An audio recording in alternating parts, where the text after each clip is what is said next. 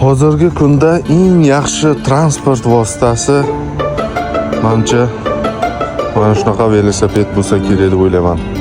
Mana ishxonamizga ham velosipedda keldik.